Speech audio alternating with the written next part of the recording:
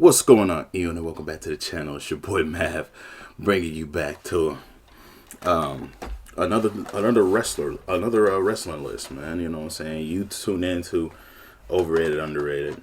This time I'm gonna let you know which wrestlers I personally fancy to my own enjoyment and to my own indulgence. You know what I'm saying? This is top 25 favorite wrestlers. I like these 25 wrestlers so much that I can't leave any of them off the list. And to those of you that don't believe I love wrestling, like, take a look at my shoulder drip. Take a look at these straps. These legendary straps. Take a look at these. When wrestling was peak, these two belts were in the game. Right here. Ruthless Aggression era, best of everything. I swear to goodness. And you're going to see a lot of Ruthless Aggression era wrestlers in this list. You're not going to see, all the new guys. You know what I'm saying? You're not going to see a whole bunch of them. I might have to make a separate list of newer wrestlers I like. But these are wrestlers that I grew up watching and admiring since my days as a pup. Tuning in to Monday Night Raw. And before it was moved to Friday nights, I used to watch SmackDowns on Thursday nights. You know what I'm saying? And then in '05, it got moved to Fridays. You know what I'm saying? Then for some reason, it got moved to Tuesdays. But it is what it is. But yeah, man, we're going to go ahead and move forward. I'm going to put a reminder. This isn't a GOAT list, so if anybody's left off of here, make your own list, okay? And if you're offended, remember, this is not a greatest of all time list. This is just who I like personally. Who I like more than who. You know what I'm saying? This is who I like on a personal level. You know what I mean? If I had to make a GOAT list, everybody on this list would be reshuffled. You know what I'm saying? So says the words of the undisputed champion. Anyway. We're going to go forth and go ahead with number 25.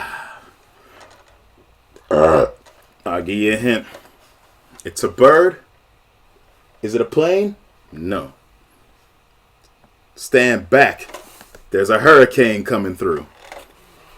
Now, the hurricane, he's a.k.a. Gregory Helms, he's the only guy that can pull off a proper superhero gimmick.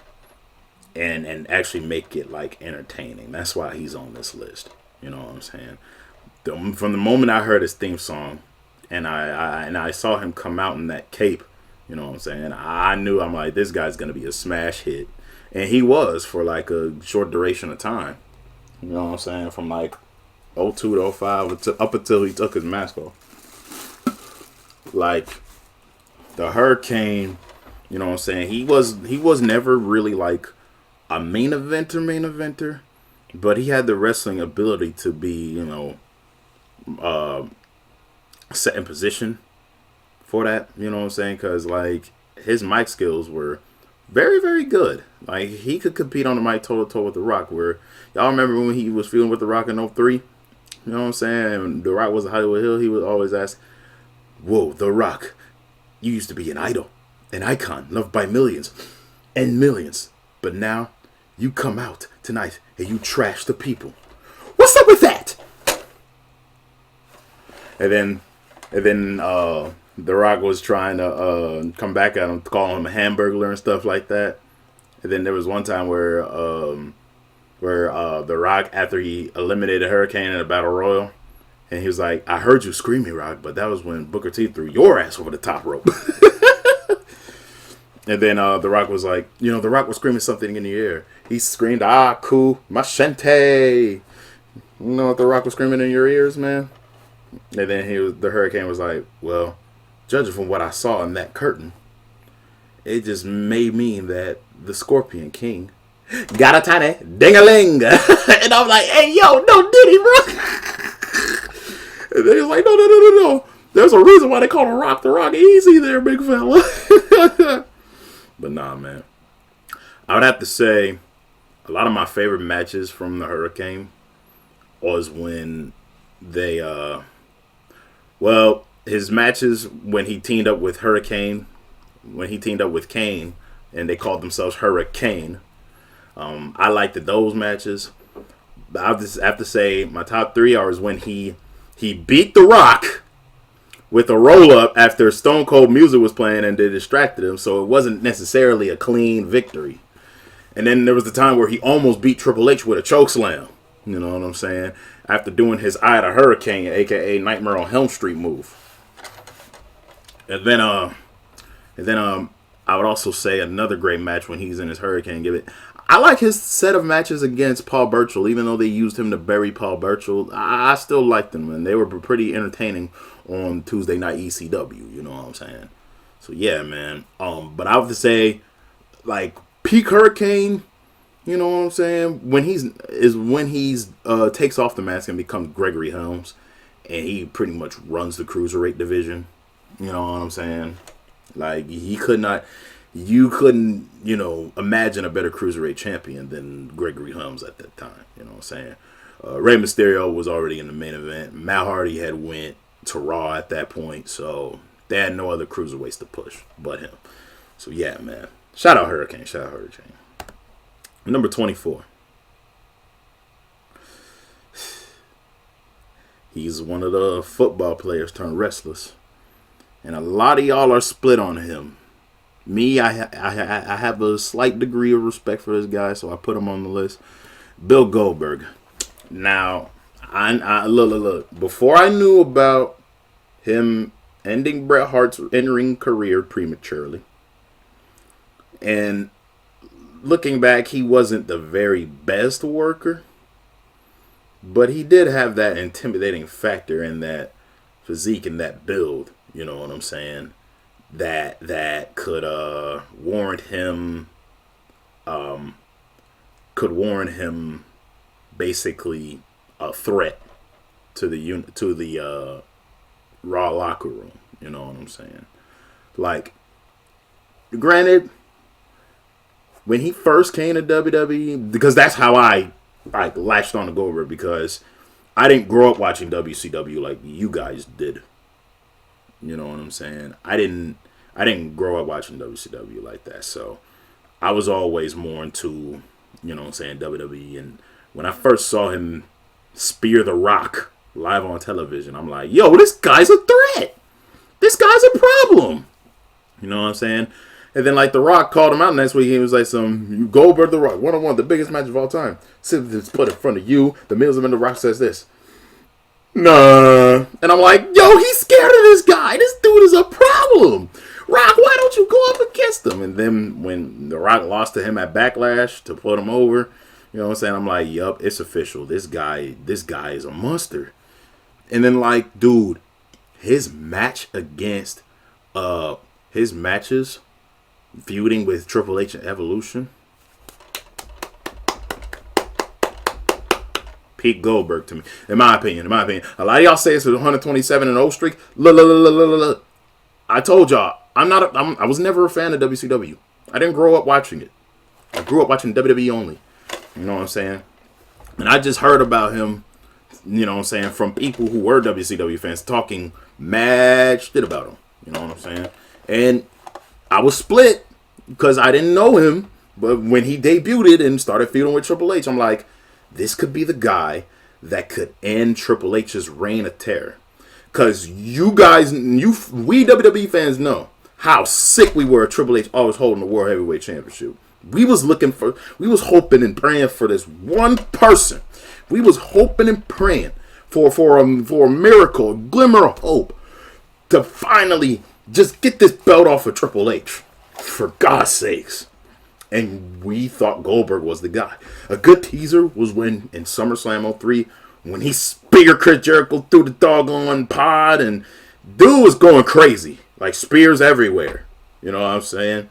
Almost beat Triple H if it wasn't for Evolution helping him out.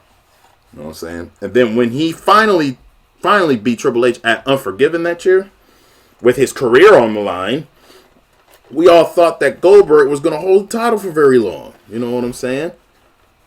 But, like, Survivor Series came, and Triple H did a rematch, and they tried to injure his knee.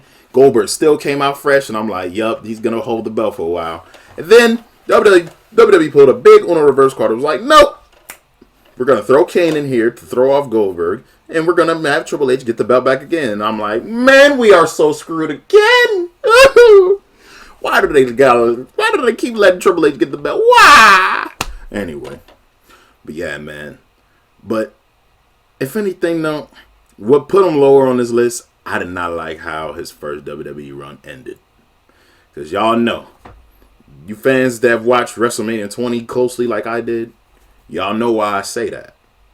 Because, like, dude, you decide to go out there and put on the worst performance in a WWE ring I had ever seen at that point against Brock Lesnar.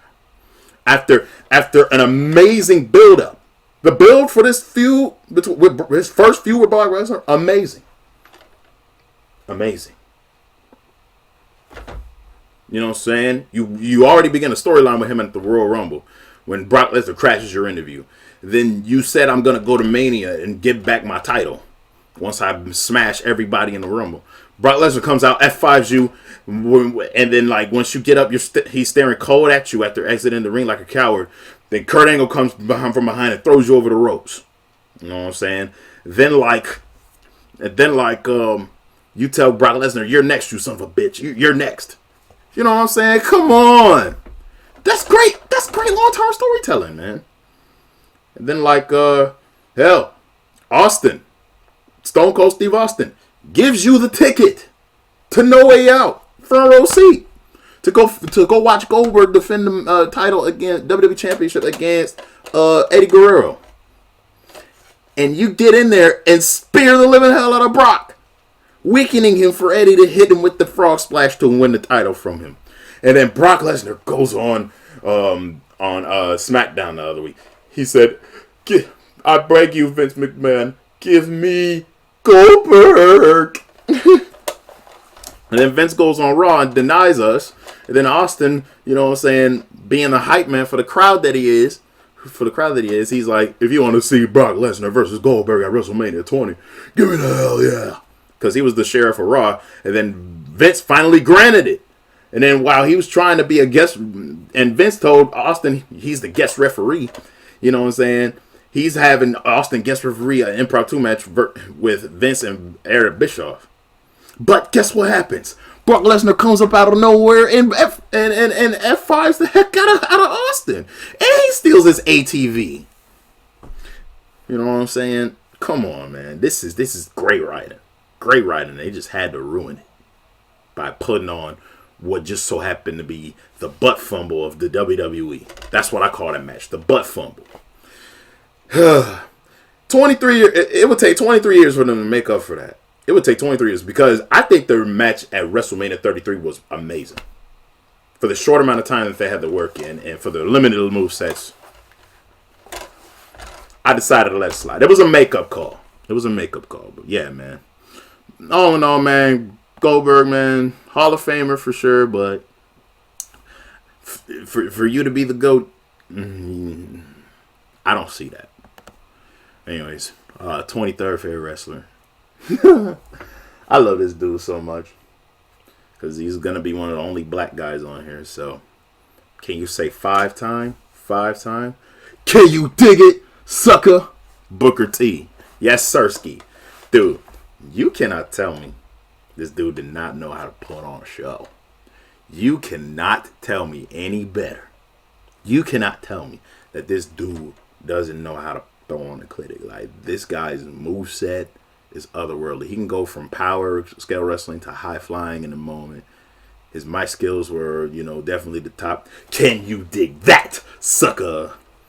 You know what I'm saying? Everything from his, his smart guy gimmick to him and Austin feuding, you know what I'm saying, and him getting his butt beat in the grocery store, you know what I'm saying? Everything from his rivalry with John Cena over the United States Championship, classic. His weird team up with Goldust.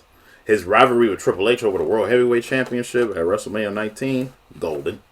Only if only WWE pulled the trigger on Triple H and let Booker walk away with the World Heavyweight title. You know what I'm saying? If only. But, I'm indifferent to that match, you know what I'm saying? Because things eventually worked out for the better for both their careers. You know what I'm saying? You know what I'm saying? He, Booker T also had a nice team up with Rob Van Dam, too. You know what I'm saying? But if I had to give guesses to my favorite versions of Booker, it would have to be when he's feuding with Kurt Angle, which was his idea, because that gave birth to creepy perk angle that we all make fun of him for. More on that in a moment. But yeah, man. But the best version of Booker T, it's King Booker, dude. King Booker was peak Booker T to me. Oh, hail, King Booker, my royal subjects, my lovely Queen Shamel. That dude was on one when he was King Booker, I swear. But yeah, man, Booker T, forever a legend, forever an icon. You know what I'm saying? He gave young black children like me some hope. If I ever wanted to be a wrestler, that I have a fair shot at being successful at it. You know what I'm saying? Shout out to Booker T. Part of me wishes that he would have won the World Heavyweight Championship more than once, but it is what it is. You know what I'm saying? SmackDown needed a prime heel since JBL was not actively wrestling at the point, and Booker T, King Booker, fulfilled that role. So yeah, gotta love Booker T. And like, did I need to forget to mention that he's also a 5-time WCW champion? Anyway, moving forward, number 22. Number 22. This guy is severely underrated. Not only for his wrestling, but his mic skills.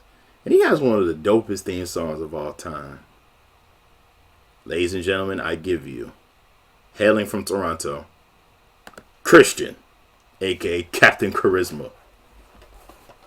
Dude, Christian, like, we will all remember him as part of Edge and Christian. One half of Edge and Christian. One of the greatest tag teams of all time.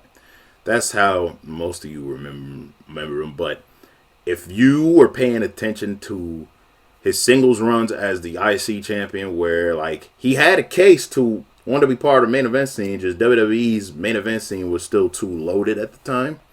But when he came back in 2009, I was 100% gonna be a Christian fan, because originally what Vince had in the workings is that he was going to be the person to screw Jeff Hardy out of the WWE Championship instead of Matt Hardy being the one to do that. But some idiot leaked it on a radio show, which caused him to force an audible. And if it wasn't for that, we wouldn't have had the greatest Christian run ever. You know what I'm saying? We wouldn't have never had that if it wasn't for that dude leaking that stuff. You know what I'm saying? This dude carried ECW. Like, shortly after Matt Hardy decided to, you know, go to SmackDown to be with his brother Jeff, Christian signs in early January. Christian signs in early January, debuts later that month, and has his first match in February against Jack Swagger and gives Jack Swagger his very first loss. And that was the beginning of Christian's best run. Because this dude carried ECW on his back. Because think about it, Jack Swagger, he was a decent wrestler, but he was not great on the mic. Christian had the mic skills and the wrestling. Down pat. Down pat. You know what I'm saying? And then also, Christian also had the better physique of the two. I'm going to just be honest. You know what I'm saying? No Diddy on that one, my man. No Diddy on that one. But yeah, man. And then, like, you know, Christian also, you know, made, you know, talent that was, you know, what I'm saying, not even close to being as good on his level better. You know what I'm saying? With his, like, you know what I'm saying, way to how he sells stuff. You know what I'm saying? Like, I think he was going on with, like, I think it was, who was it? I think he was going one-on-one with, you know what I'm saying, Tommy Dreamer, who was 37 years old at the time. You know what I'm saying? And, like, he took all his moves pretty good. You know what I'm saying? And then, like, he was the perfect person to help Tommy Dreamer get a last ECW championship run before his contract eventually would, you know what I'm saying, expire, and Zack Ryder would have to, like, give it up. You know what I'm saying? And then, also, I have to also give him a nod for him making Ezekiel Jackson look good on the last episode of ECW. WWE finally pulled the trigger on it and was like, you know what? We're going to give Ezekiel this because it's the last episode of ECW and the guy isn't very good on the mic, so we don't have to waste promote him. So we're gonna let Ezekiel Jackson just have the last belt, the last ECW championship run. But yeah, man. And then when he got moved to SmackDown after ECW got canceled, he had one of the greatest feuds ever with Randy Orton. One of the greatest feuds ever with Randy Orton over the World Heavyweight Championship. It was a good trilogy of matches. One of them, Christian won the belt back because Christian spit in Randy's face, which led him to kick him in the balls. That was funny. That was funny. But he would eventually end up losing that belt in SummerSlam that year in a great no-holds-barred match. You know what I'm saying? And he would go linger around the mid-card a little while, you know what I'm saying, until he finally left for the second time. But I also must admit, he had some decent feuds in his first run, too. Like, I really do like the love triangle story with him, Chris Jericho, and Trish Stratus. You know what I'm saying? I thought that storyline was amazing. But overall, Christian put a price on himself and he won because it took him going to TNA for WWE to see the value in him as a main eventer, because that's where Christian became a main eventer first. So, yeah, man. Going to number 21. Well, let's just keep it one stack, man. You saw him in my last video I did for wrestling. And he's big. Real big. It's the Big Show. Now, the reason why I put him in here, same reason I put him in my underrated list, like, he is so good at making talent shorter than him look stronger. You know what I'm saying? He is so good at that. Like, regardless if it's John Cena, regardless if it's Triple H, regardless if it's, Undertaker, regardless if it's, he even made Jeff Hardy look strong, because I remember, like, Jeff Hardy's first match as WWE Champion was against Big Show, and he lost very good by countout. You know what I'm saying? Like, heck, he even made Drew McIntyre look good. You know what I'm saying? Because Drew McIntyre defended the belt of the WWE Championship against him after he won it from Brock Lesnar. You know what I'm saying? And then, like, even when he jobbed to Floyd Mayweather, and then like, even when he like accidentally lost the tables match, he lost the Intercontinental Championship in the tables match to Cody Rhodes after Cody Rhodes kicked him in the face. But yeah, man, it's just how he just puts, small talent. He even made The Rock look stronger a time. Like, remember, he was the first dude eliminated in the Fatal 4-Way match for the WWE Championship at WrestleMania 16. You know what I'm saying? Heck, he even, like, one low point though, I did not like seeing him in that thong at WrestleMania 21. I didn't really care for that. Yeah. But if I had to pick a version of Big Show that I like so much, it would have to be his version from 2008 to 2013, to when he was like, the WMD was booked very strong. You know what I'm saying?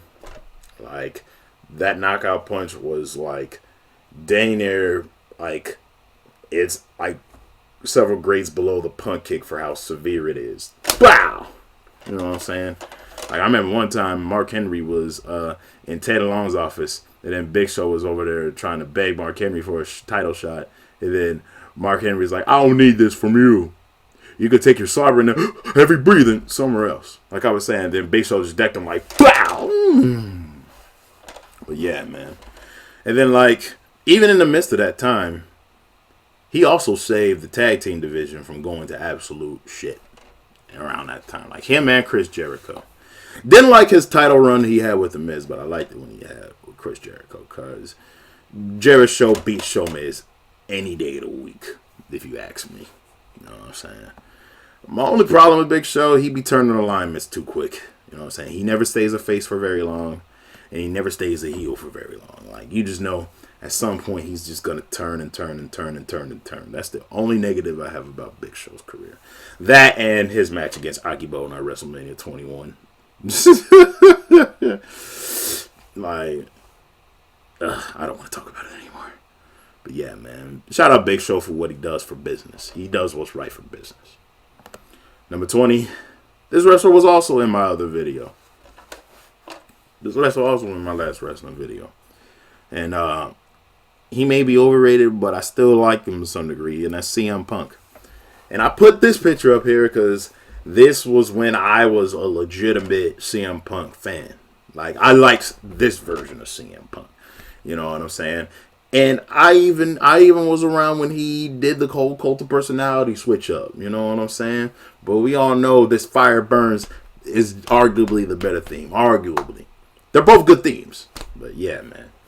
Like, my thing is that I've been into CM Punk since his ECW days of him going up against Chris Benoit and John Morris and Chavo Guerrero and Big Daddy V and all those guys.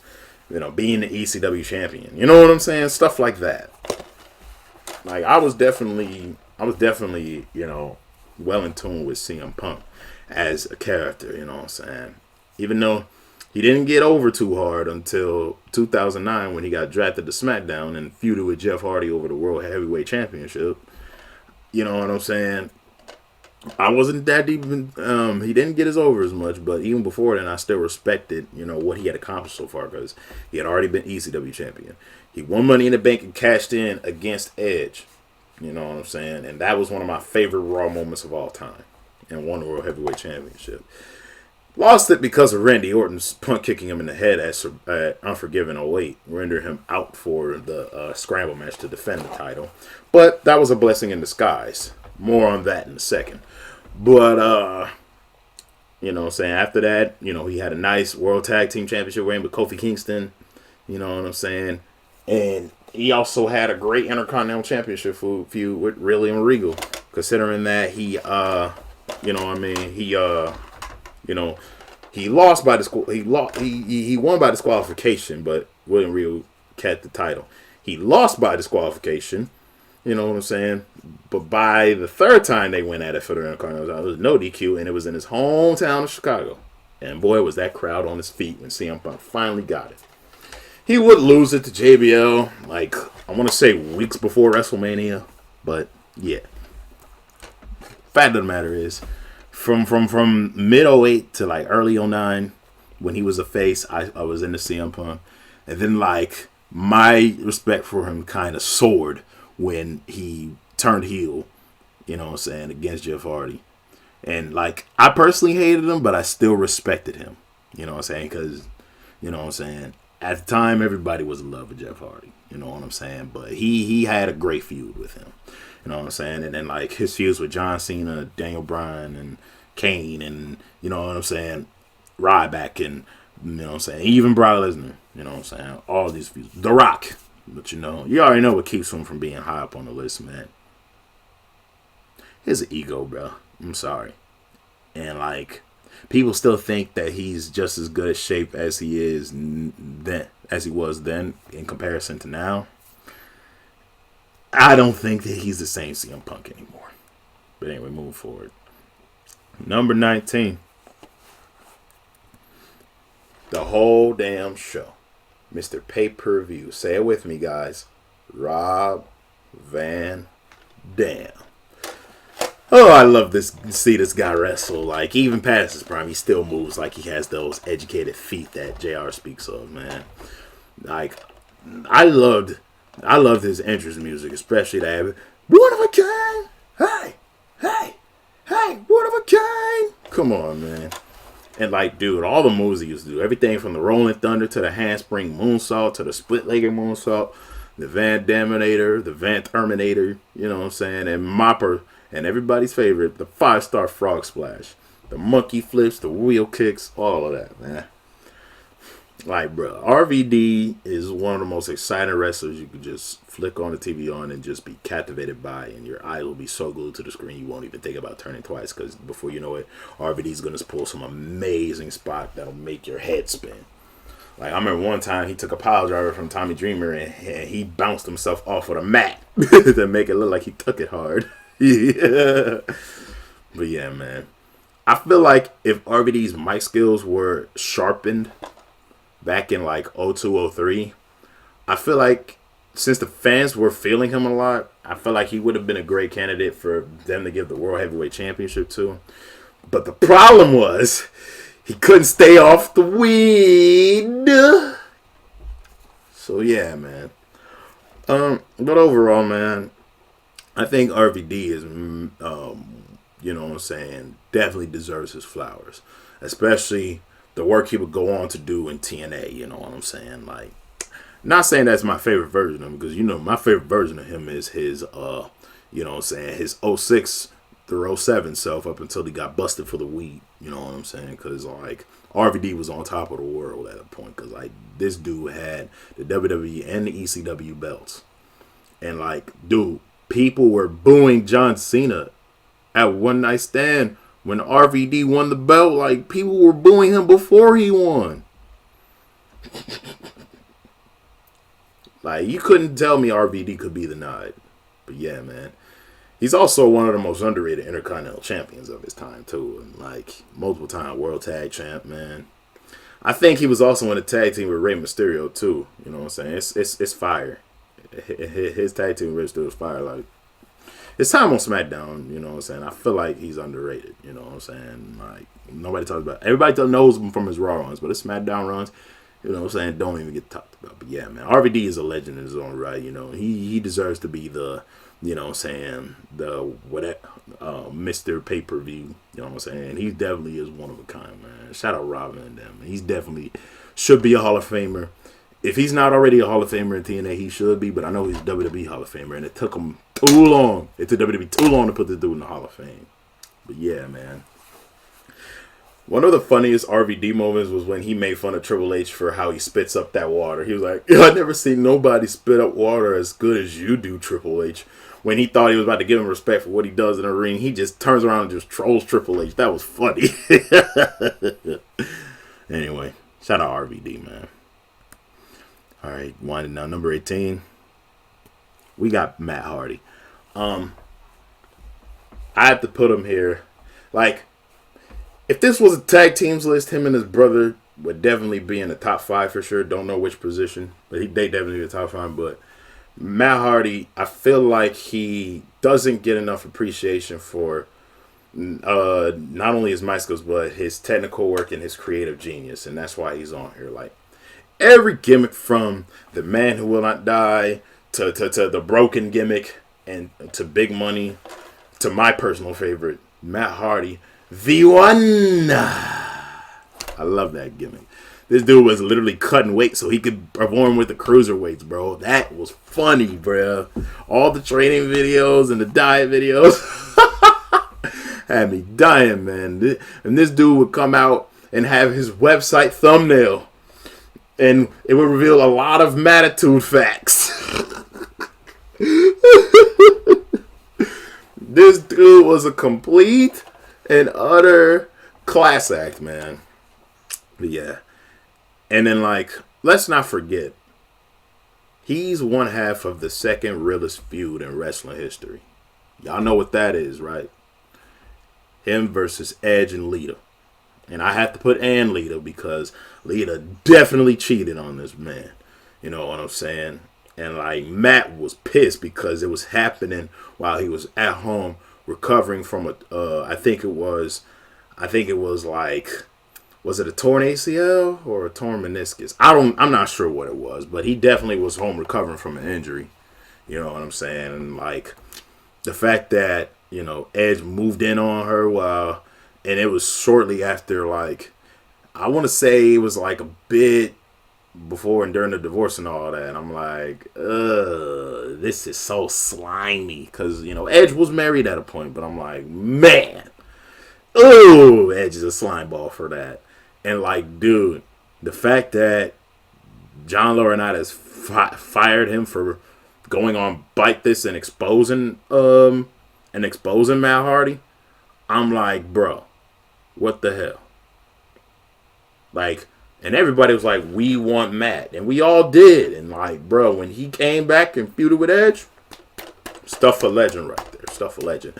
Did not like how he lost the last match of their feud, forcing him to go to SmackDown. But, you know, they had to do that because the working environment was definitely chaotic for all parties involved in this. So yeah, man.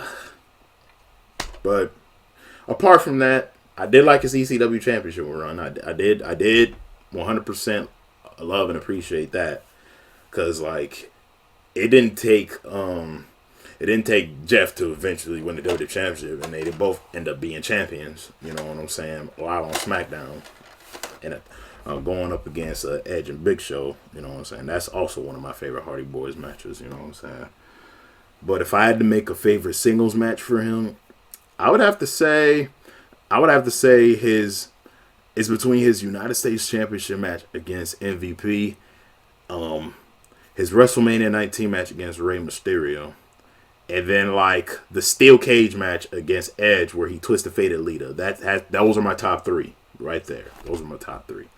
But yeah, man, shout out Matt Hardy, bro. You know what I'm saying? Definitely only one Matt Hardy, version 1.0, man. Number 17. He's billed as a Minnesota native, but he lives in Canada. He grew up on South Dakota lands, but I got to give him my respect because he's an ex-Viking. It's Brock freaking Lesnar.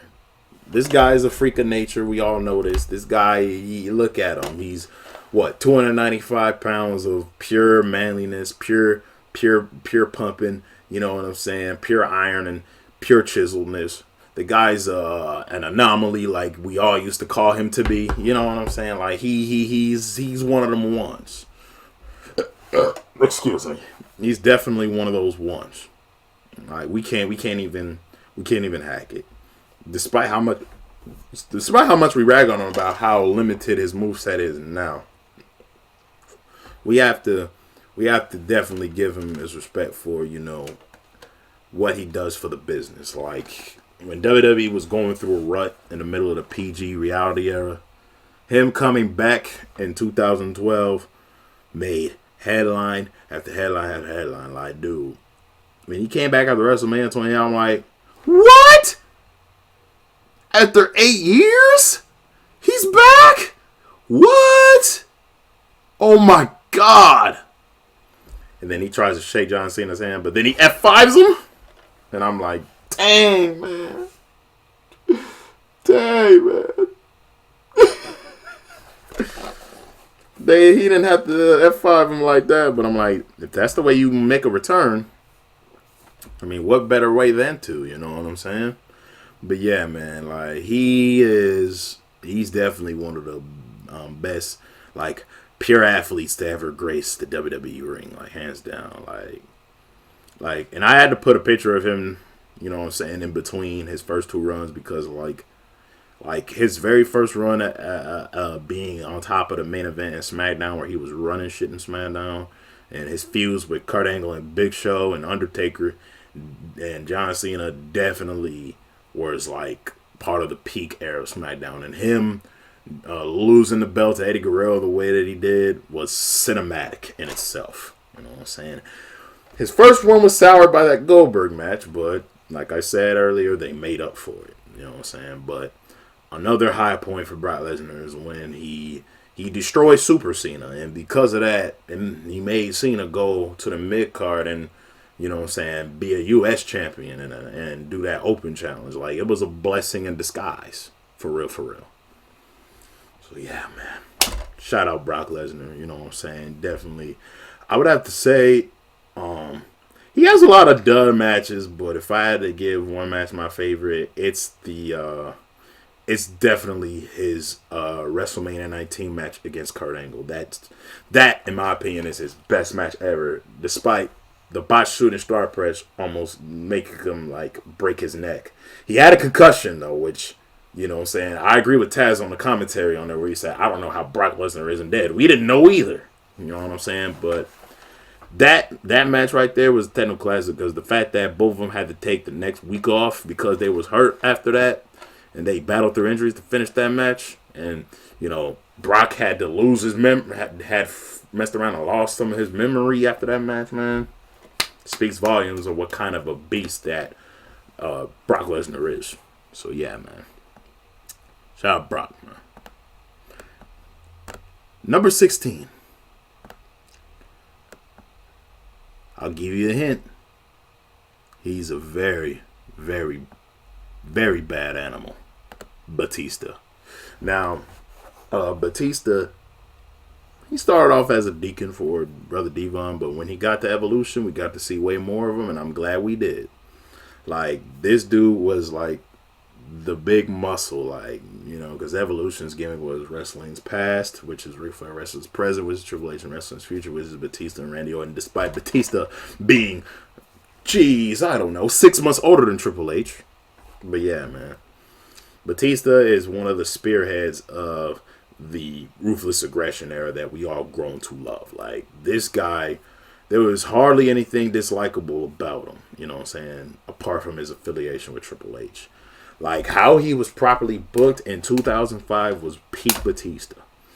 Like, everything from him winning the Royal Rumble match to him in 2005 to him, you know what I'm saying, teasing to get the World Heavyweight Championship on his own at New Year's Revolution long before that. Long before that.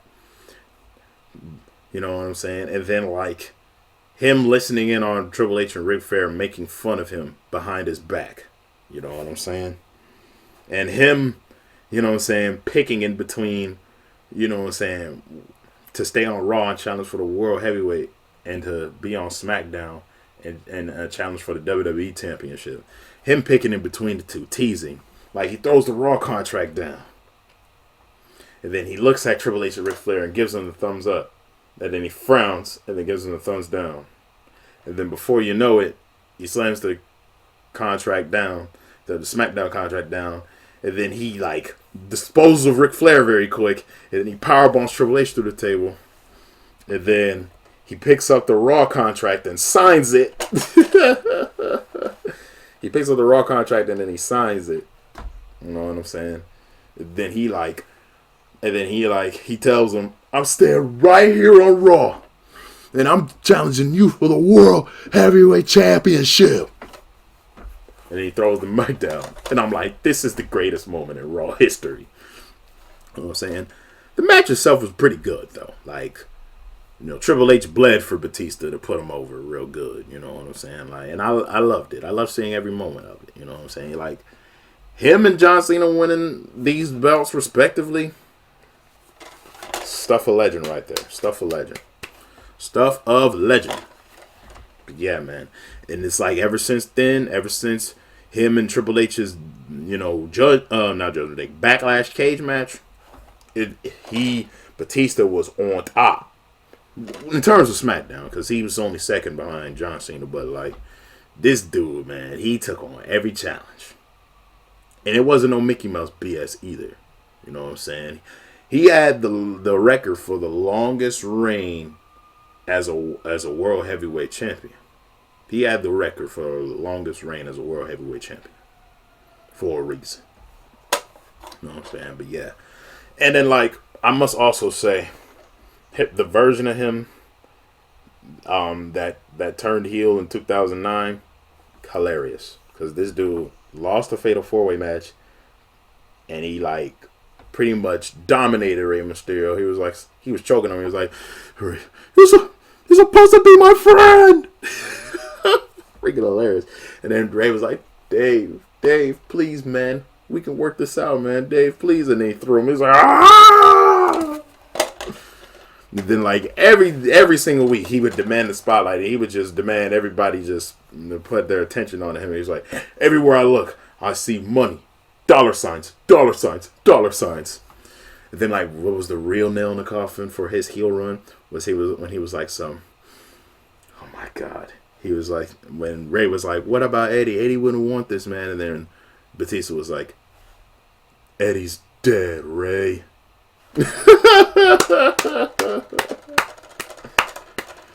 Oh, he was definitely the big villain there, but Batista said he kind of felt sour about saying that, but still, it was great writing. You know, God bless the dead, of course, but still, it was great writing, man. But yeah, man, Batista will go down as one of the best World Heavyweight Champions we've ever seen. You know what I'm saying? His feud with Randy Orton when he was on Raw was pretty solid, too. Over the WWE Championship until he got injured, you know what I'm saying? And then, like, Even when he like first came back, he was booked strongly because he won the Royal Rumble. Despite the fans not agreeing with it, I was one of them, but still, we still ended up getting one of the best triple threat matches of all time. So yeah.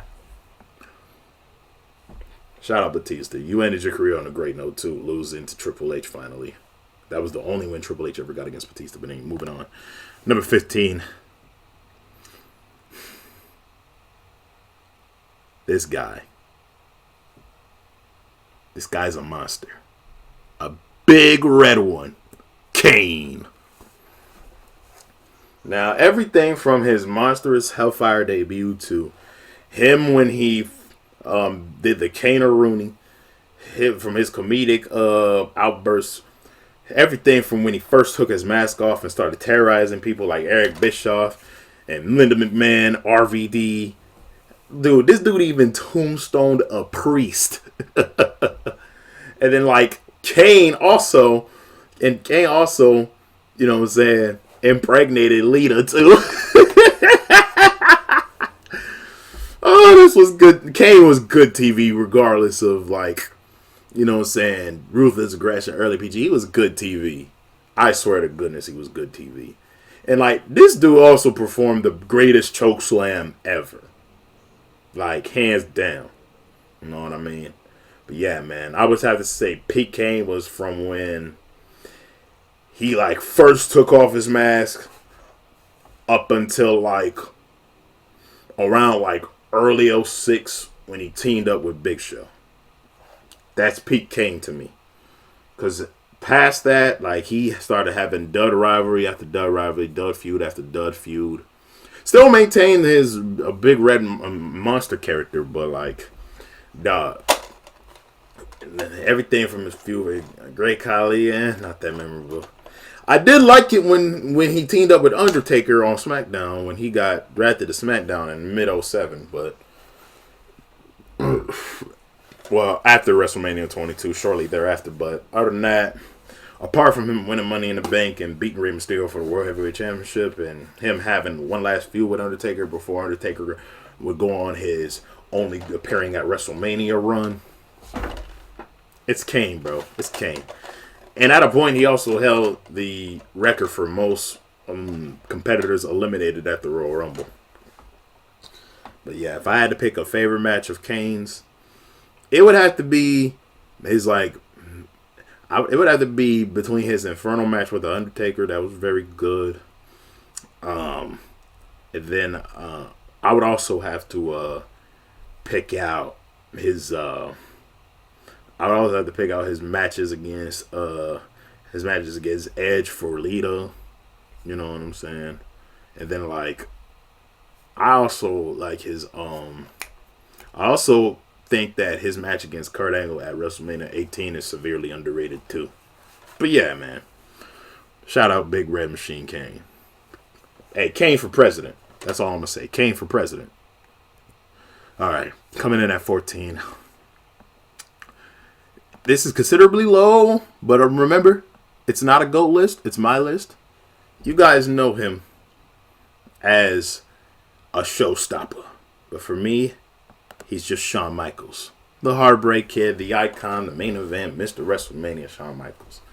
Like, dude, a lot of people like to debate if his 90s self when he was in the main event scene winning championships or his 2000 self when he was putting on banger after banger classic matches was better. If you ask me, 2000 Shawn Michaels is the best version of him. And it's not even close.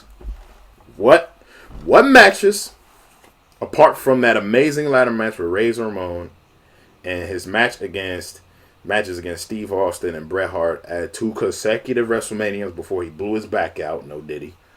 Other than those matches, other than those 3, what could compete with his amazing matches with Kurt Angle at WrestleMania and at Vengeance? His 2-match storyline with Undertaker from 25 and 26 and in between. What could compete against that? And his amazing classic matches with Chris Jericho.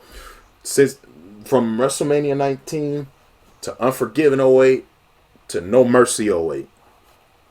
What other matches from his past could compete with those? If you're dead silent, I understand. You know what I'm saying? Even his match against John Cena at WrestleMania 23 was awesome, despite John Cena no selling that leg. But yeah, man. And then, like, bruh, he's 1/3 of the greatest triple threat match for the World Heavyweight Championship in history. And then, oh yeah, I gotta mention this.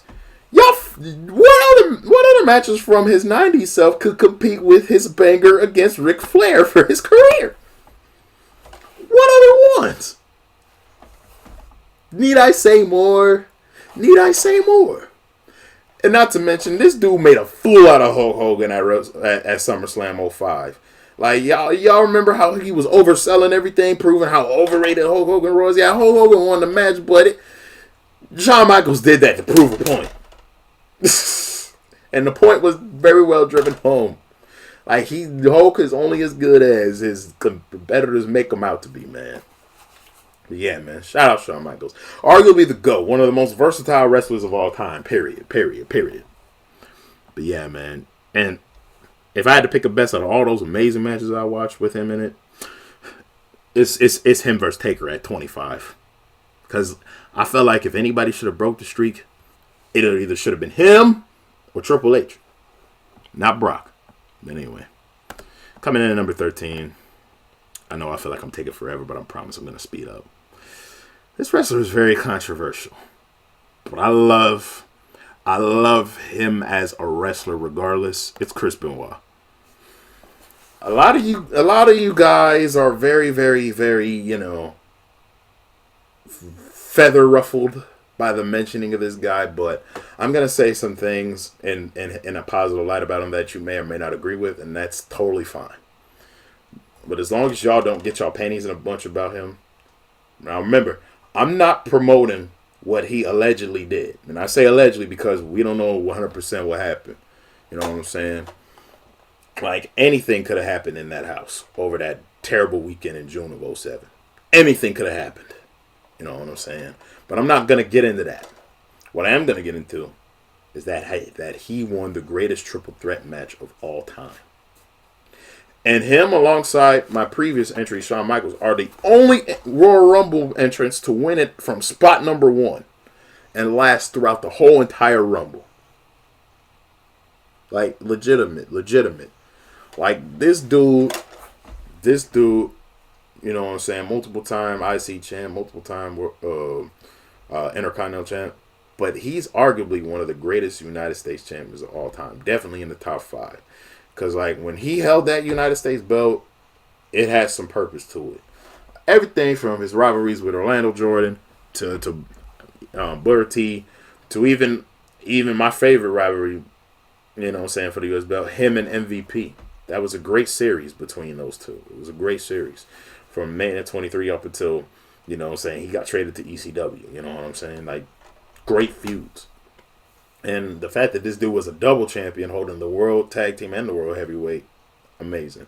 I love this title defense against Kane, too. And the fact that they ran it back for Backlash, the triple threat from WrestleMania 20, and it was still a banger of a match because it was in his home country of Canada. I felt like Chris Benoit was one of the perfect guys to put an end to Triple H's reign of terror because of how over he was. Now, granted, he wasn't all that gifted on the mic, but his ability to be a pure wrestler, like, if I had to make a list of pure, like, legit wrestlers, Chris Benoit is going in the top 5. Everything from the Germans to the chops, to the suplexes, to the crisper crossfaces, to the diving headbutts, to the sharpshooters. Dog, this dude could do it all. Like, he even could dive through the ropes. Like, remember when he took a tumble against Booker T, man, and almost messed up his back? But yeah. But if I had to give a nod to one of his most underrated matches, it would be that triple threat tag team match in WrestleMania 19 where it was him and Rhino going up against Los Guerreros, Chavo and Eddie, and Shelton Benjamin and Charlie Haas, who were the WWE Tag Team Champions at the time, representing Team Angle. That match was a banger. everybody showed up and showed out for that match. If y'all gonna watch WrestleMania 19, do not skip past that. Because Chris Benoit and Eddie, you know what I'm saying? Eddie did his thing too. Like, everybody did their thing in that match. Like, one of my favorite spots was when Chris had Eddie off the top of the rope, and then he jumped off to do that superplex. Like, and he landed all the way halfway across the ring, bro. And then he like grasped his neck because, you know, he still has been healing from that neck injury because he missed WrestleMania 18 because he hurt his neck and later on. Which also made him miss the Invasion storyline. But yeah, man.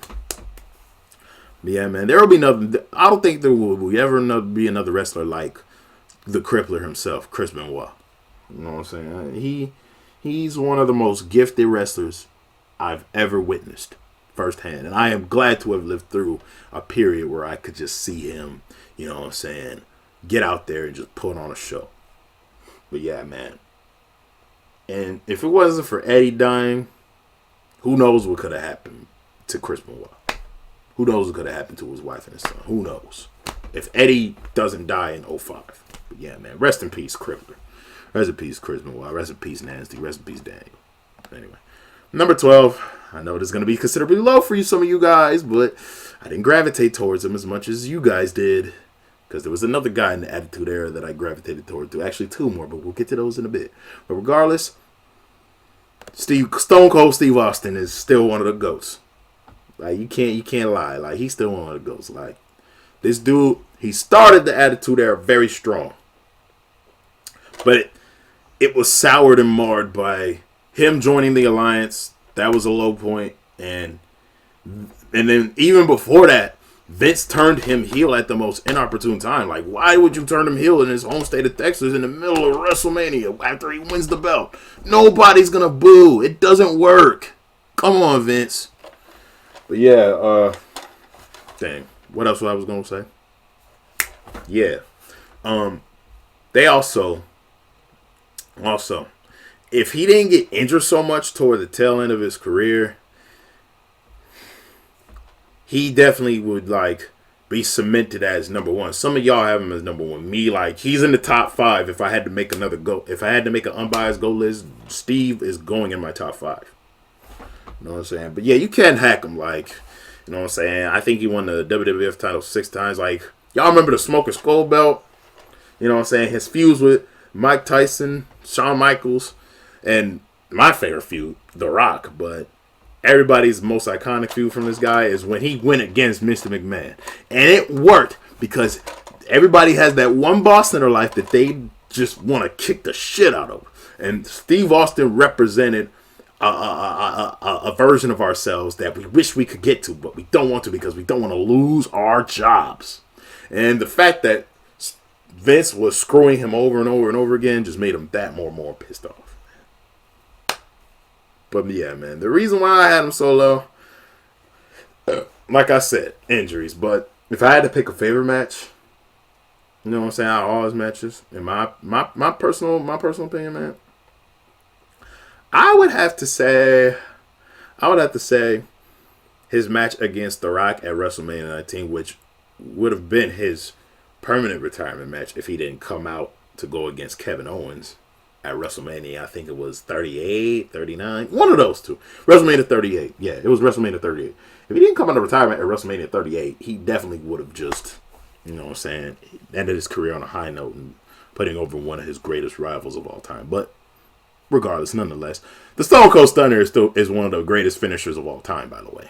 You know what I'm saying? You can't get mad at Steve Austin for that, man. But yeah, man. Shout out Stone Cold, man. Still a GOAT. Coming in at number 11. He has one very goated theme song and one very underrated theme song. You know what I'm saying? One would be the one by Rob Zombie. But regardless of the fact, we still love him because he's a superstar we all love to hate. Ladies and gentlemen, the master manipulator himself, the ultimate opportunist, the rated R superstar Edge. Now, I did like him as a part of Edge Christian. Like, he had some talent in the ring, but he was very, very funny on the microphone. And then like I said, his rivalry with Matt Hardy took him to all new heights. You know what I'm saying? If it wasn't for that and him getting paired up with Lita, he definitely, man, wouldn't have not have made it so far as to be a main event talent. And him cashing in on John Cena, we couldn't have been madder at him. But in hindsight, I grew to appreciate like WWE capitalized off of all the heat that Edge was getting. And John Cena needed, somebody on his level on the heel side of Raw to compete with. And Edge was still getting the most heat after what he did to Matt Hardy.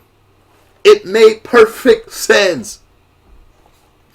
Like, Edge is, in my opinion, a top 3 heel of all time. You know what I'm saying? If we're counting wrestlers. If we're counting all sorts of talent, he's definitely top 5. Definitely top 5. You know what I'm saying? And the fact that he was always the guy to screw your favorite wrestler over after that, dubbing himself the ultimate opportunist. Like, he screwed over Undertaker. Screwed over John Cena. Screwed over Jeff Hardy. You know what I'm saying? Screwed over Kofi Kingston. Shoot. It almost got to a point where what wrestler hasn't he screwed over? Has he screwed over Batista? I don't know. I don't think he has. But yeah, man. He would always screw over the whoever was the top baby face on the brand. You know what I'm saying? He was the perfect guy to do that, man. And like, that's also conducive to his record of holding the World Heavyweight Championship a record 7 times. You know what I'm saying? Like, this dude was title hungry. This dude was, you know what I'm saying, storyline, of course, not real life, smashing Vicky Guerrero while she was the general manager so that way he could get title opportunity after title opportunity after title opportunity after title opportunity. And then, like, once she lost the general manager position, she was like, I want a divorce because I basically married you for your power. When you were going out with me, people thought you were my mom.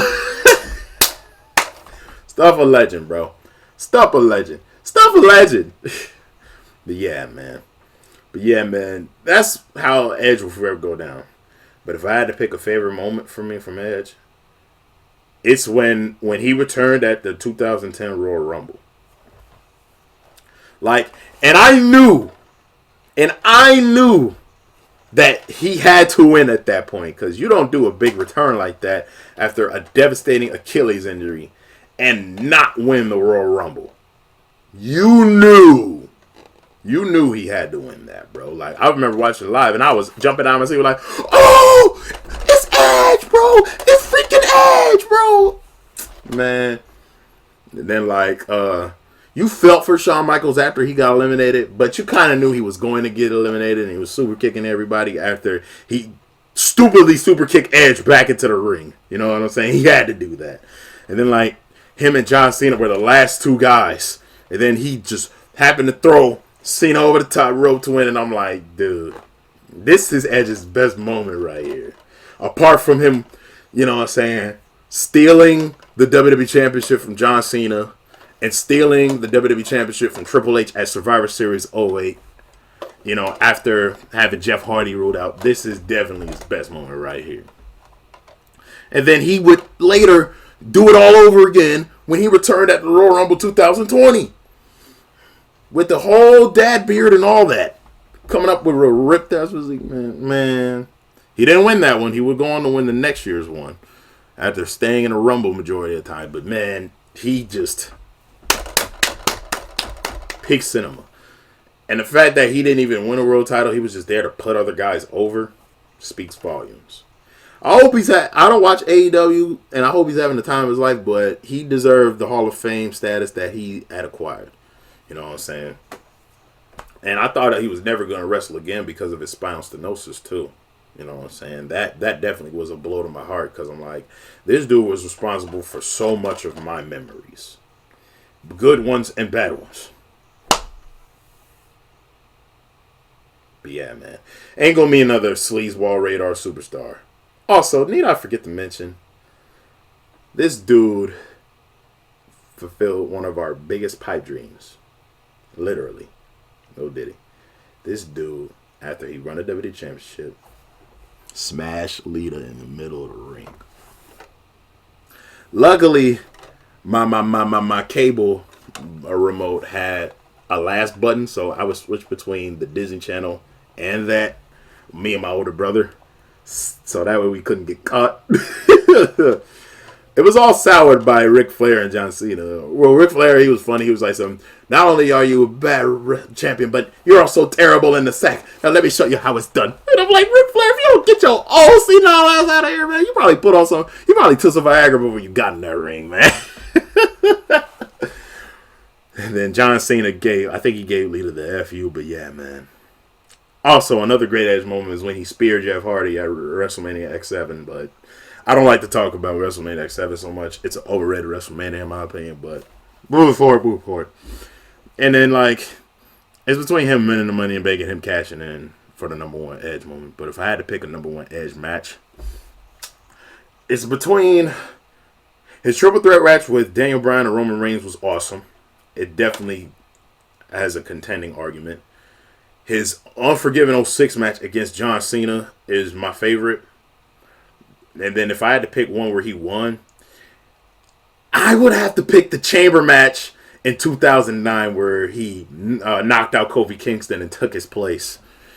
Because, like, he was not bent on losing. Like, you could tell by his body language in the match. Like, he was not geared to lose. But, yeah, man. We're getting into the top 10.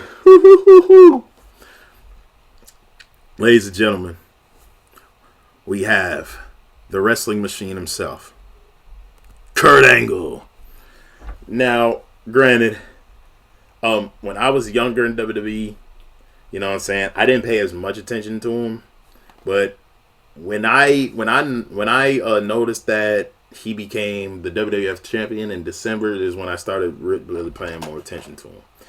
Although I will admit his triple threat match with Jericho and Benoit for the Eurocontinental Championships in 2 falls was definitely underrated. But, like, Kurt Angle, in my opinion, is one of the greatest WWE wrestlers ever to not win the Royal Rumble. You know what I'm saying? Like, I felt like he should have, like, at least had a shot to win it at least once. But the 2000s era WWE was too top heavy with a lot of talent, and he was one of them. Like, regardless if Kurt Angle was the face or a heel, like, he's putting on a show. You know what I'm saying? Like, this dude, like, whenever he took down his straps, like, he made me want to imitate that with my muscle shirts, but I didn't want to risk tearing them apart. So I had to realize, it took me years to realize that I actually needed a singlet to do that, and I'm glad I do that. And I'm glad to say also that he's one of my favorite wrestlers to cosplay. If you don't know, I cosplay him from time to time on my when I'm out at conventions, so you can definitely check that out. Some pictures of me cosplaying as Kurt Angle are on my Instagram, and then there's a video of me cosplaying as him during Anime Detour where I'm wearing one of his shirts and the singlet and the gold medal underneath. So yeah, you can definitely check that out too. But yeah, man, this guy, I love this guy's mic work too. Like, everything from when he says, "It's true. It's damn true," to nobody beats the wrestling machine. And then, like, him saying stuff like, "Rey Mysterio, once you get in this ring, I'm going to get on top of you and..." Wait, no, right. Or the time where he was like, "See, you're a boy. I'm a man. I'm a man that likes to play with boys." No, wait. He would say the most wild ass shit on the mic. And we would just run with it because we know that's him being comic. Oh, man. And then, like, oh, my God.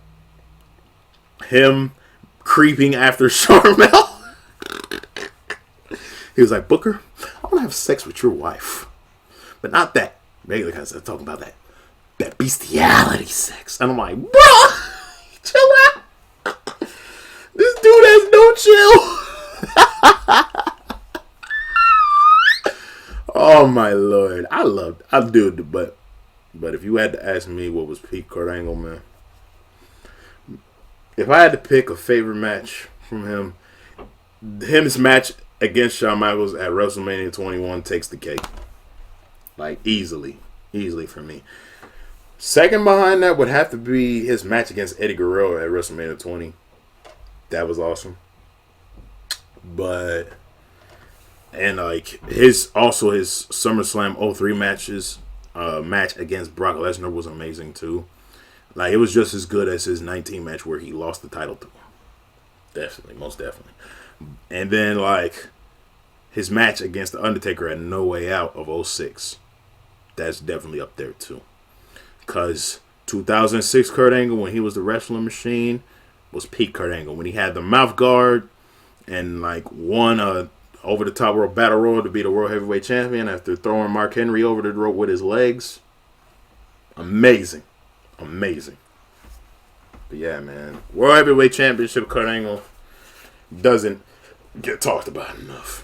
But then again, it is a bit of Perk Angle, so maybe I should recant that statement. Yeah, I'm gonna recant that statement because it was during his Perk Angle era. For those of you who don't know, Perk Angle was when he was high off for them painkillers, man. And it definitely held its course in TNA too. So yeah, man, he definitely was a legend, regardless if he was on Perk or not, man. Like Kurt always gave 110% in the ring and on the mic, man. So that's why I'm glad he's a Hall of Famer, both WWE and TNA, man. So yeah, man. Remember, he was the man that held all the straps in TNA too, so he's a legend there too. So yeah, man. Shout out Kurt Angle, the only real Olympic gold medalist to be a WWE champion. Yeah, man. Coming in at number 9, I'll give you a hint. He's the man that likes to jump out the sky. It's Rey Mysterio.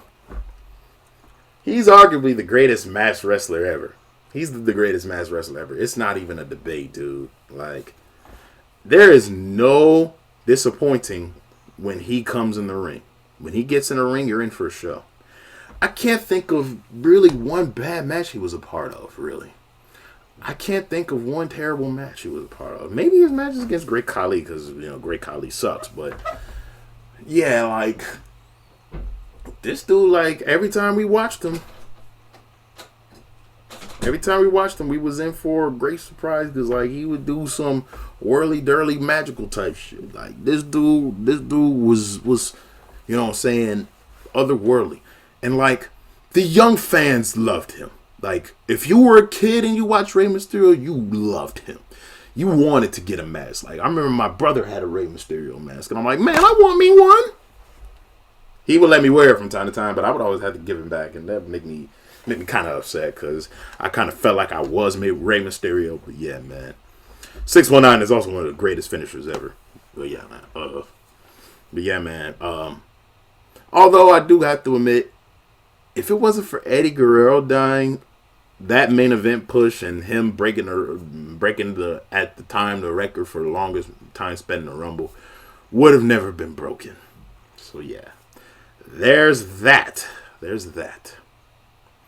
But yeah, man. Also, if Rey Mysterio, you know what I'm saying, I felt like if he didn't get like hurt so much in his later years, I felt like his goal case for peak wrestler would have been a bit stronger. But you know, the fact is, he's been a face his whole entire career, so that's been kind of, you know what I mean? But yeah, man. Regardless of the fact, though, he's definitely one of the better talents on the roster. You know what I'm saying? Especially in terms of David and Goliath level storytelling, he's one of the best people to do that. I also like the angles that he has with his son nowadays and with that modern LWO. I love that. I would have to say peak Rey Mysterio was 03 to 06. That was peak Rey Mysterio from when he was in the cruiserweight division up until he lost the World Heavyweight Championship. Actually, no. I'm gonna take that back. I also really liked his Intercontinental Championship runs too, because his 3-match feud with Chris Jericho, amazing. Him losing the belt to John Morrison, amazing. Him taking the belt off of JBL at WrestleMania earlier that year, amazing. But yeah, man. And his feud with Alberto Del Rio was good too. You know what I'm saying? But if I had to pick a favorite feud, it's him versus Eddie Guerrero over Dominic. Like, that stuff had me like on the edge of my seat because I never knew what him or Heel Eddie was going to say next. But yeah, man. Shout out Rey Mysterio. Definitely deserve Hall of Fame status for sure. But yeah, man. Coming in another number 8. Speaking of, here he comes. Latino Heat. Eddie Guerrero, man. Rest in peace, Eddie. First of all, rest in peace, Eddie. We loved him. We missed him. You know what I'm saying? Lying and cheating and stealing. Come on, man. He was a class act at that. Like, you just knew at a point Eddie was gonna go up go up there and get a chair and throw it at them and pretend he's hurt, or if he had a title, throw the title against him and pretend he got hit, or if his opponent had it, it doesn't matter. You knew he was going to pull some, you know what I'm saying, some dirty trick in the book to win his matches. You knew. You just had to be there, bro, for Eddie. You just had to be there, man. Everything from his antics with Chavo, him winning the WWE Championship from Brock Lesnar, him defending it against Kurt Angle, which is my 2 favorite matches from him, by the way. His feud with Rey Mysterio, you know what I'm saying? His last match against Mr. Kennedy, him beating his drug addiction to come back to WWE in 02. You know what I'm saying? Him having a love interest angle with China. You know what I'm saying? What's not to like about Eddie Guerrero? And my favorite thing, come on, bro. It's the lowriders he was coming in, man. Making all them hydraulics pumping, all that. Come on, man. That dude was a legend. You know what I'm saying? That dude is a legend, man. I miss Eddie. We all miss Eddie around here, man. Like, he's arguably the greatest luchador to ever live. And, like, he could work with anybody, small or big. That's what separated Eddie from all the rest. Like, Chavo wishes he couldn't leave his shadow. Like, that's the problem with Chavo. He was always remembered as the guy underneath Eddie's shadow. And he could never be as good as his Uncle Eddie here, man. And, like, dog, when Eddie Guerrero died, that was the very first celebrity death that connected with my heart. You know what I'm saying? Since Aaliyah. You know what I mean? Like, that was like a good punch to the heart. You know what I'm saying? And, like, it was even harder too because he died in my hometown of Minneapolis. And my cousin Agosto, who you've seen on this channel a few times, man, he was in school crying. And he had tickets to go see that SmackDown, man. That very week.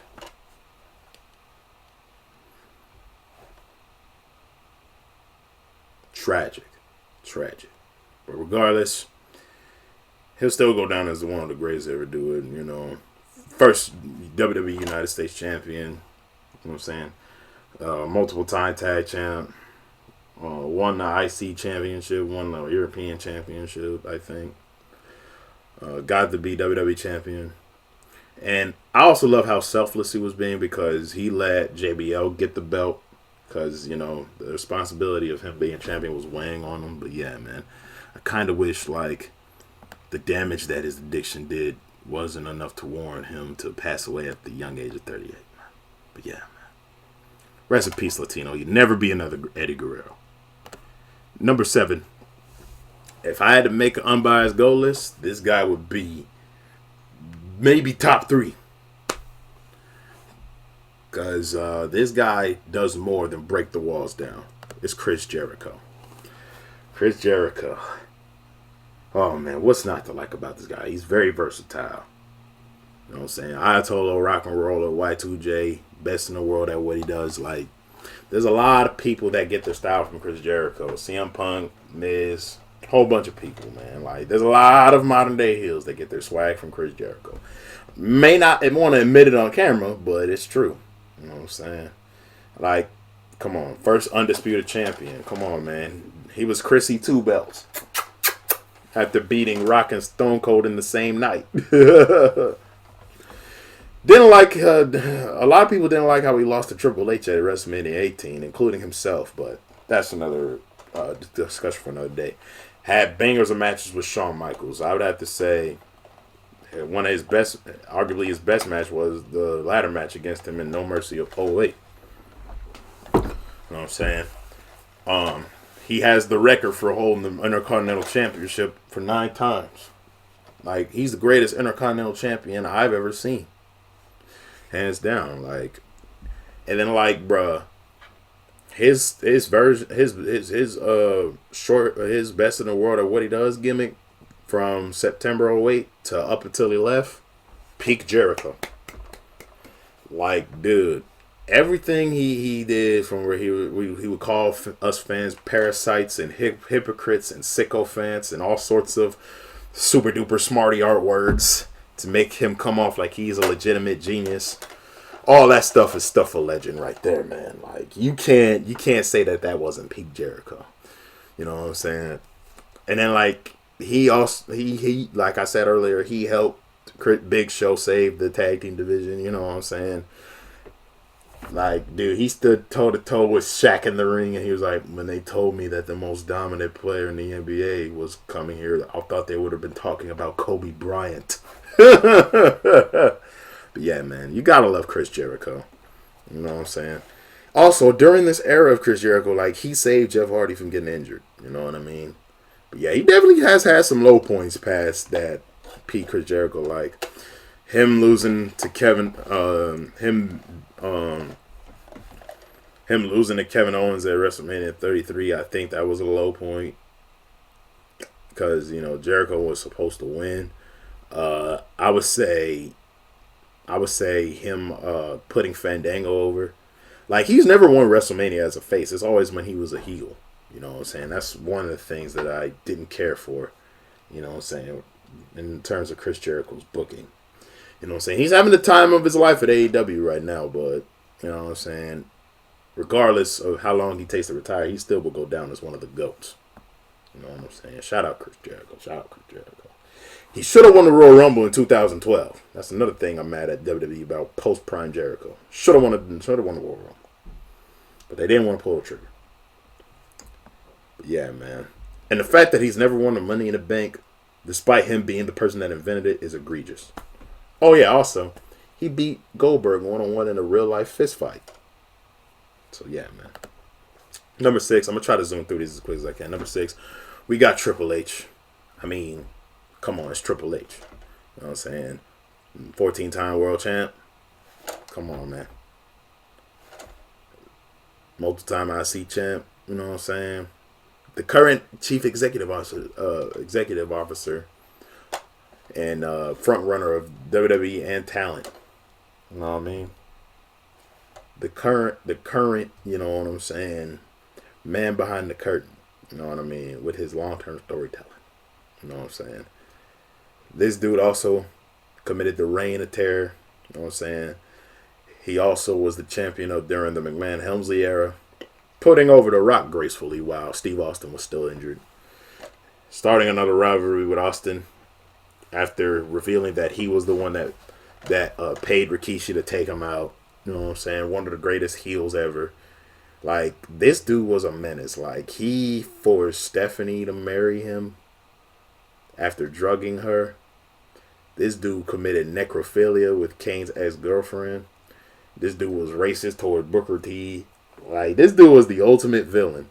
He was a backstabber, too. Like, he backstabbed Randy Orton after he won the world title. This dude was a straight-up menace. He turned his back on Ric Flair, too. You know what I'm saying? I did like the DX reunions. Both of them. Even though the first one was squandered by him tearing his quads. But I loved it when he impersonated Vince and Shawn Michaels impersonated Shane.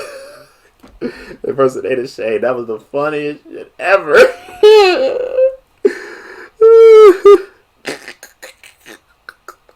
But yeah, man.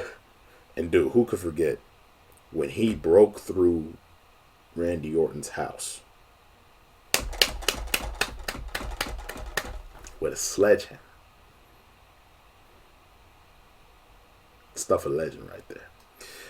And if I had to pick one favorite match of his, I'm not gonna lie, it's him and Undertaker in a Hell in a Cell match at WrestleMania 28. And then right behind that is the match from the previous year. Even though WrestleMania 28 sucked, Undertaker, Triple H, no holds barred, carried the show for me. Yeah, man. Shout out Triple H, man. And also the pedigree is one of the greatest finishers of all time. Coming in at number 5. Another guy I would put in my top 5 if I'd made an unbiased GOAT list. John Cena. Reason why? His effort kept the WWE running while it was at a low point during the PG era. And a lot of people blame him for burying, you know what I'm saying, some undeserving talent. But you know what I'm saying? If Vince doesn't see you ready and the fans are not feeling you like that,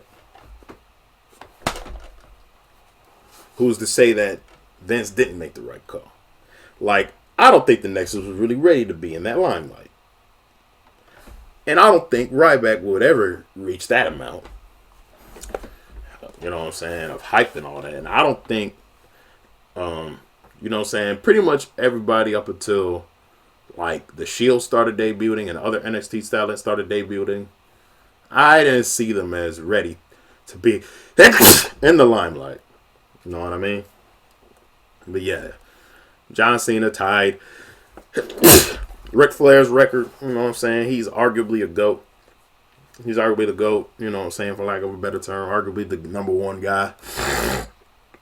Like, he kept things up and running for WWE. Like, regardless if he goes out and comes back or if he does a longevity run of him putting over other talent. Like, it's John Cena, bro.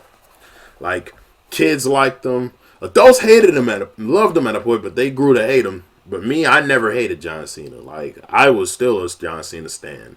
Me and my cousin, we stand him. Like, dude, he has a platinum rap record, dog. And without him, this Spinner Championship wouldn't exist. Like, this Spinner Championship wouldn't exist. Like, come on, y'all. Like, he put the WWE on his shoulders. You got to give John Cena his due respect. You have to.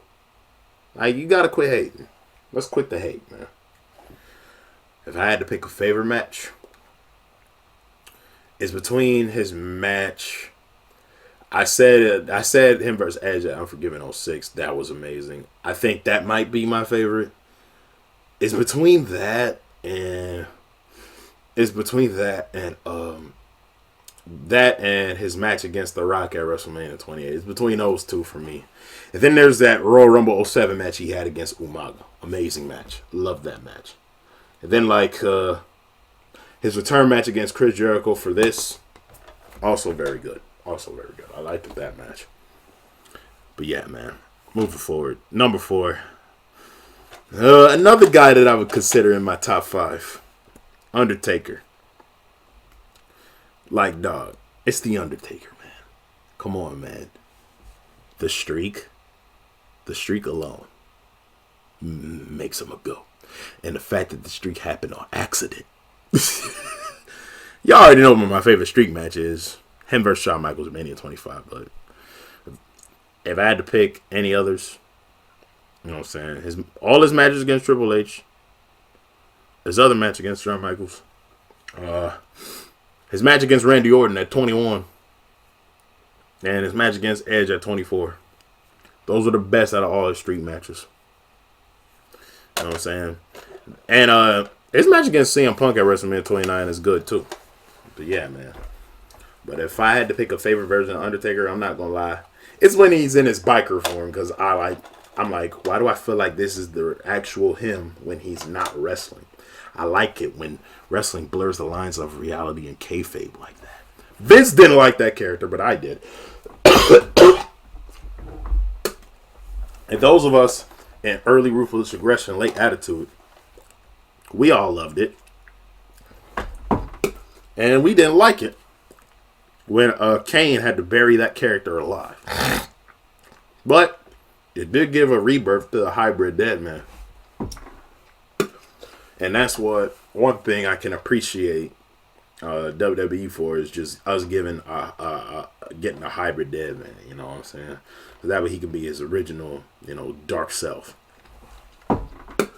One of my favorite moments was when he choked out and attacked Chavo, which forced Vicky Guerrero to send Big Show to the back to help him. And then he popped up in front of all behind Vicky, and Vicky couldn't escape. So he scare tacted her, and then he choked her and gave her the fresh tombstone pile driver for her troubles, man. Iconic.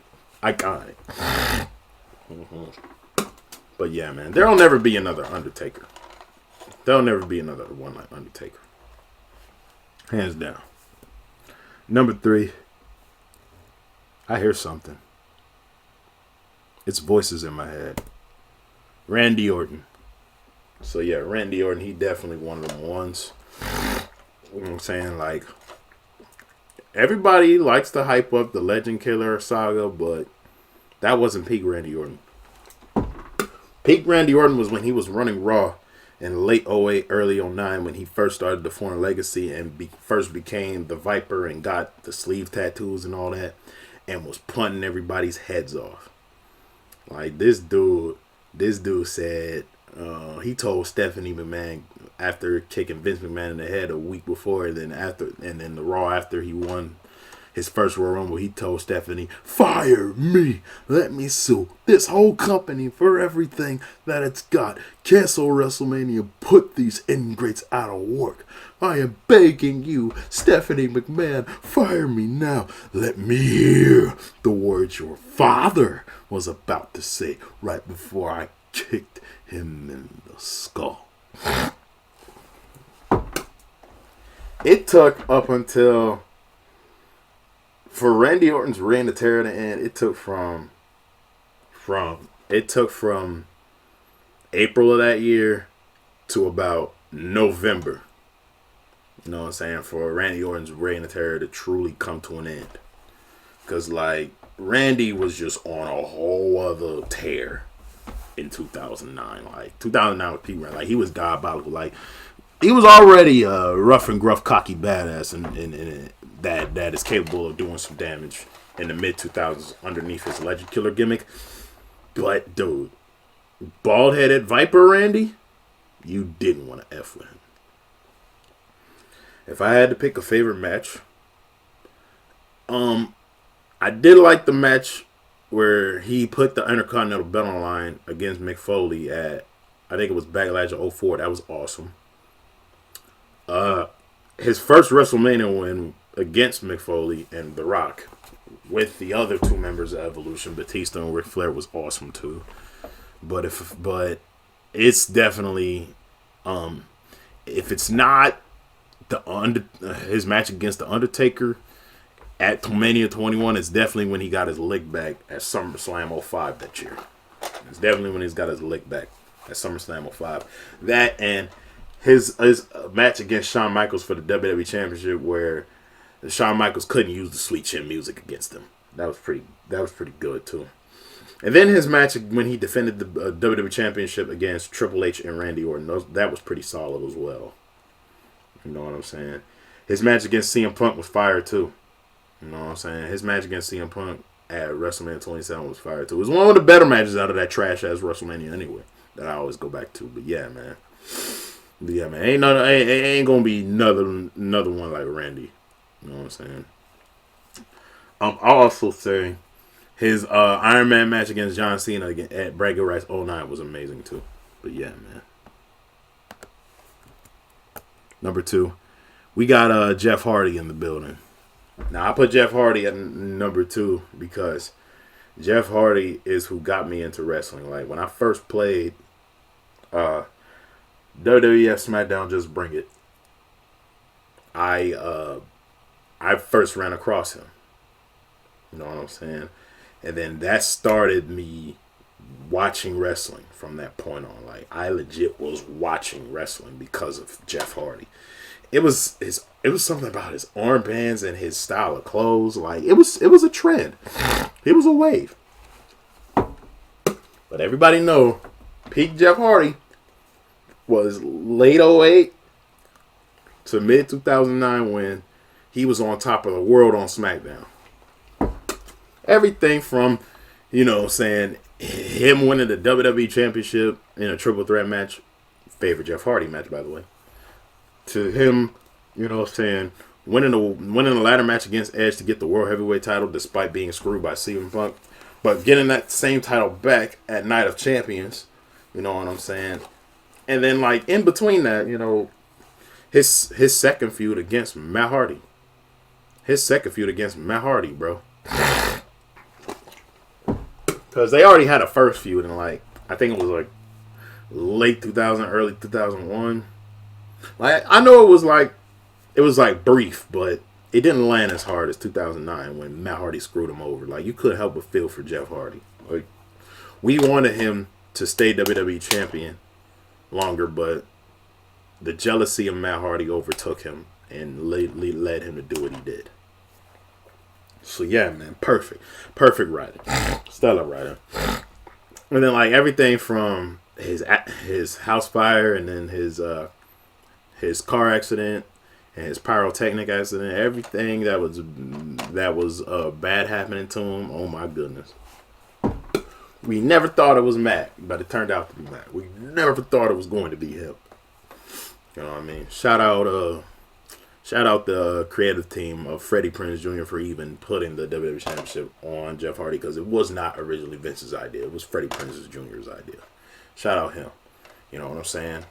But yeah, man, he just like he would have gotten it an earlier weight when he was going up against Randy Orton and stuff, because he already proved himself that he could be a main event talent after beating Triple H at Armageddon 07, but he couldn't stay clean worth a damn.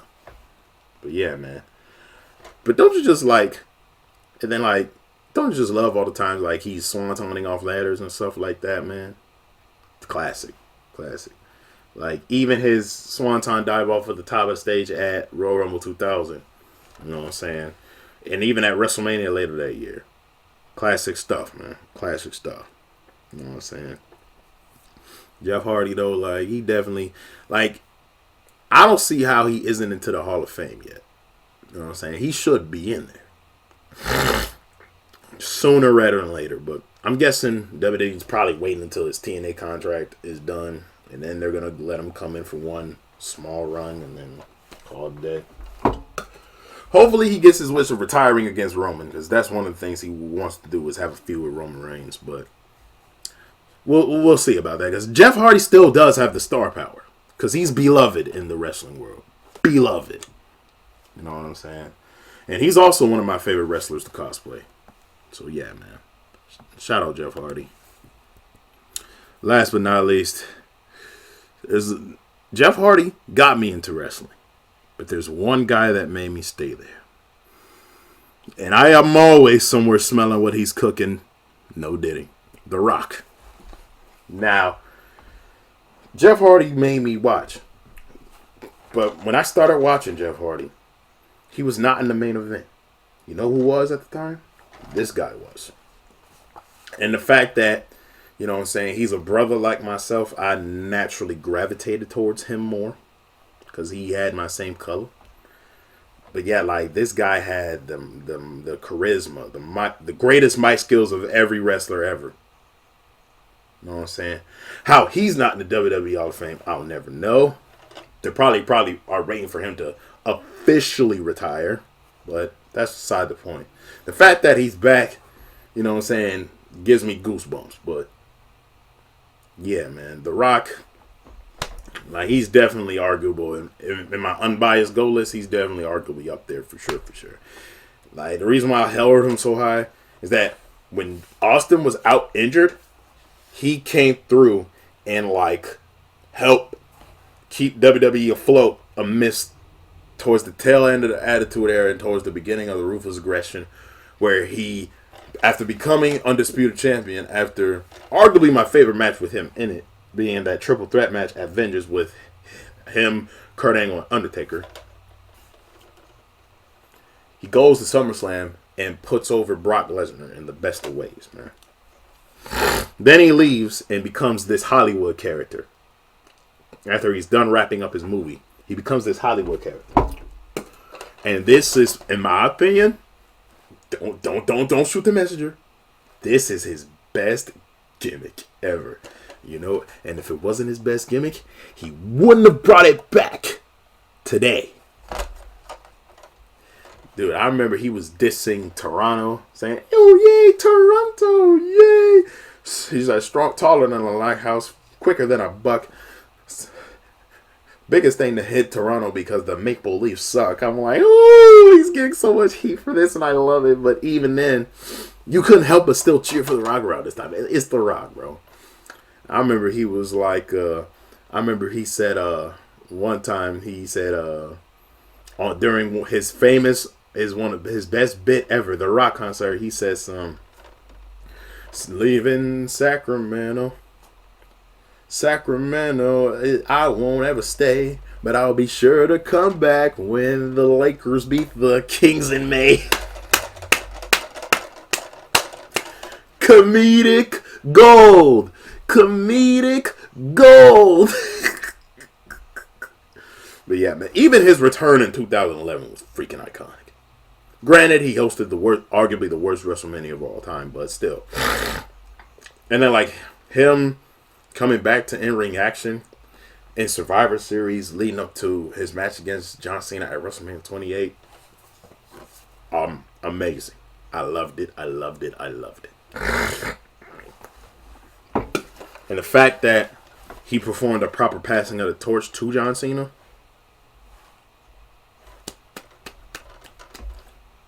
That's the realest rivalry in wrestling, him versus John Cena. Because, like, John was throwing so many shots at him for him saying that he loves the WWE despite him not being there for over 7 years. And John Cena has been the man lifting the company afloat on his shoulders during the time that Rock has been gone. And then Rock took a whole lot of offense to that. And that's why Rock started throwing immediate direct shots to John Cena on the mic when he first came back. So you can't fault The Rock for feeling how he felt. And you can't fault John Cena. So that's why it was hard to choose. Because both sides of the argument were very valid.